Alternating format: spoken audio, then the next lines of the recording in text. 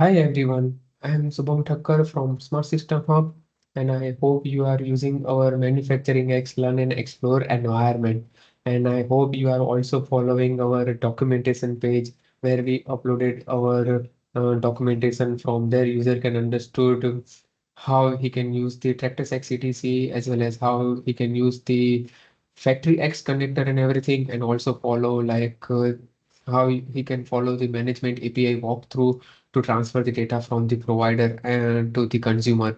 So this is our last up-to-date document in which we explain like how user can use the factory X connector to share the data from the provider to the consumer. And here we also uploaded our last video in which I explain you like how user can use the BPN group policy scenario during the policy creation. And I hope you watch this video, and I hope you also followed the whole management API walkthrough with this scenario, and I hope you were able to success data transfer from provider to consumer.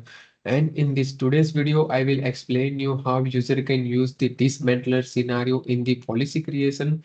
And this is also available in the Tractus-X EDC official documentation where they explain how user can use dismantler scenario during the usage or contract policy.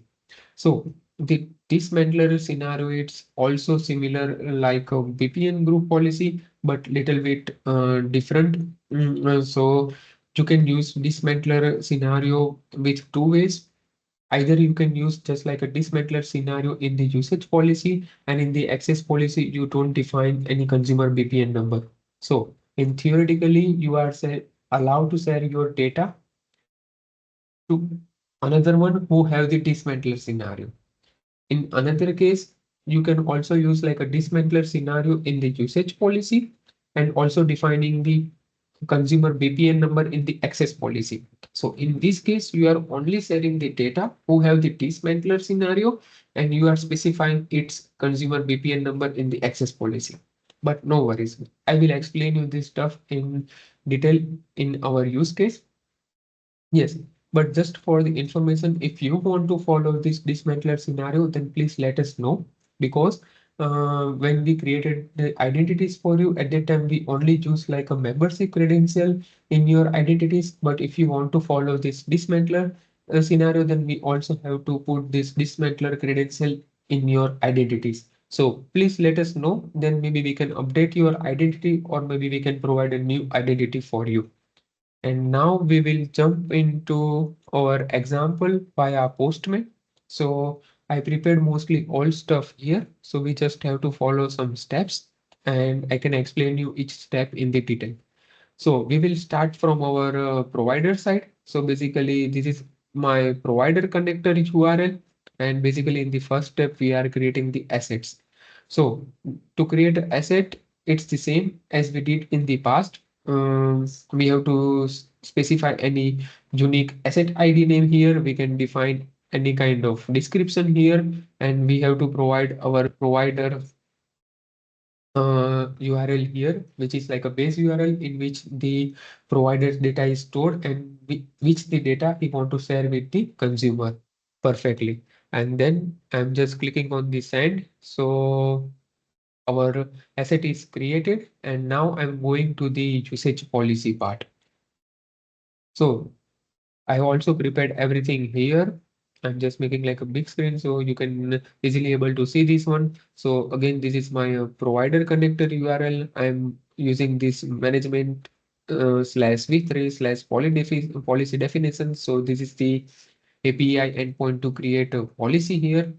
And this is the same like which we did in the past, like we have to specify any unique ID for our usage policy here. And what we did in the past, we didn't specify this permission here. We only use like type as set. We didn't use this permission part here. But if you want to follow this dismantler scenario, then you have to specify this permission scenario like this. And here you can see like we define like this as left operand as a dismantler, and the right operand it's like active. So basically we are uh, sharing the data who have the dismantler credential. And then I'm just clicking on the send button. So the our usage policy is created. You can also say in the response. And now I'm going to the access policy. Sorry for the moment. It's taking maybe sometime few seconds to open it. Yeah.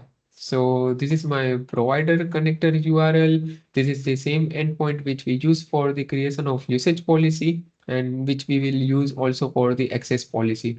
So this is my body for the to create an access policy in the scenario for the dismantler. So here in the policy, I just defined like a type as set. I didn't define any kind of permission here. But so if I will create a access policy like this, and then I will go for the next steps for the contract definition. So in that case, I am sharing my data who have the dismantler scenario. So might be example, customer A has like a dismantler scenario, customer B has a dismantler scenario. Then you are sharing your data with both customer, like with customer A as well as like a customer B. But if during the creation of uh, access policy, if you specify like this, sorry, just a moment.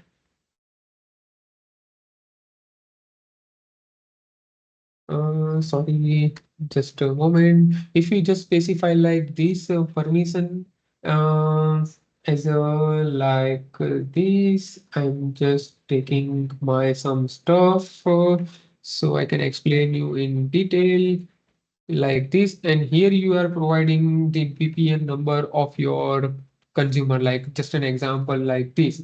So this is my consumer BPN number. So in this case, what you are doing, like you define the dismantler in the usage policy and specific consumer BPN number in the access policy. So just an example, the customer has also the usage dismantler policy, dismantler credential. Customer B also has a dismantler credentials, but you specify the consumer VPN number as like a customer B. So you are only sharing the data with consumer B here. So this is the one little bit differentiate here. But I don't want to specify any consumer VPN number here. So I'm just defining my body part like this, just like a unique ID for my access policy, type as set, and that's it. And just I'm clicking on the send button, and yeah, my access policy is created. Perfect. And now we have to go for the next step for the contract definition. So for contract definition, we don't have to change anything. It's same as we did in the past in our normal example, like the unique ID for contract definition. We have to provide our usage policy ID here, our access policy ID here, and our asset ID here. And then I'm just clicking on the send button, and yeah, my contract definition is created. So we followed all steps until here, which are the part of the provider side. Now we are going to the consumer side, and from the consumer, first of all, I have to make a catalog request. So this is my consumer connector URL, which is the endpoint like this, management v3 catalog request. And in that case, here I'm providing my provider DSP endpoint here, and this is my provider VPN number. And I am just clicking on the send button, and maybe it will take like few seconds because there are lots of data inside there, and I'm searching directly right now our asset here, so I don't have to scroll up and scroll down too much. Yeah. So I'm just copy the offer ID from here, and which we need in the EDRS step. So now we are going to the EDRS, and I'm just listing the offer ID here. Exactly. So as you know, in the EDRS, we are using this offer ID. Our provider DSP endpoint is here. The our provider VPN number is here. And what we did in the past, in permission, we are also using like a BPN number logic here, and we specify our consumer BPN number here. But as you know, during the creation of access policy, we didn't specify any VPN number. So we also don't have to provide any kind of VPN stuff here. So we are just making like a permission with like an empty array. And again, we are defining our asset ID here. And that's it. And then we are just making the EDRS. Yeah, and perfectly it's done. And now we are going for the EDRS request. So as you know already, like EDRS request is the mixture of contract agreement as well as the contract negotiation and everything. So this is our consumer connector URL. This is our asset ID, and then I'm just making like a send. Yeah, perfect. And it's working, and we directly got like a transfer process ID here. So our contract negotiation is successfully. That's why we got this transfer process ID. I'm just copying the transfer process ID here, which we need here in the next steps. And perfect. I'm just pasting the transfer process ID here. Perfect. So this is my consumer connector URL. This is management v3 EDRS. This is our transfer process ID, which we copied from the previous step. And at the end, we are just adding like a data address, and I just click on the send, and based on that we are getting our this is our provider endpoint, and this is the our authorization token. So I'm just copying the authorization token here, and this is the our last step in which we are just calling our provider data plane endpoint. We also seen in the previous step, and we just have to paste our authorization key here, and if you click on the send button, and you will get the data. So this is the simple as we did in the past. So I hope you got everything is clear. I will just give you like one again a short view for only for Dismantler. So for the Dismantler, you have to change in the usage policy. You have to add like this permission part here in the access policy. It's up to you if you want to define the permission part here or not. If you want to specify your consumer, then definitely it's nice if you can define the consumer BPN number here.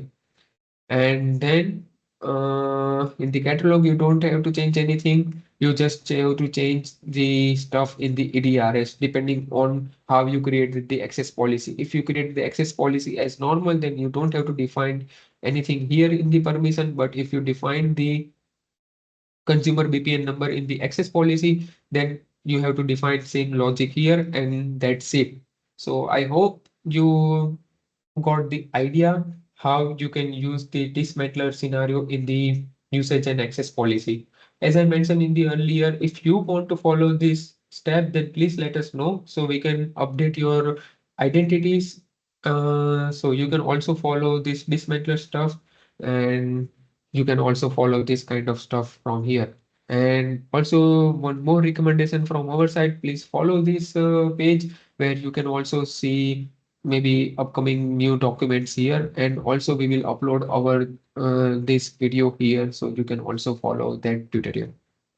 Yeah, thank you so much, and good luck for your some stuff, and I hope you are enjoying our manufacturing X learn and explore environment. Thank you so much. Have a good day. Bye bye.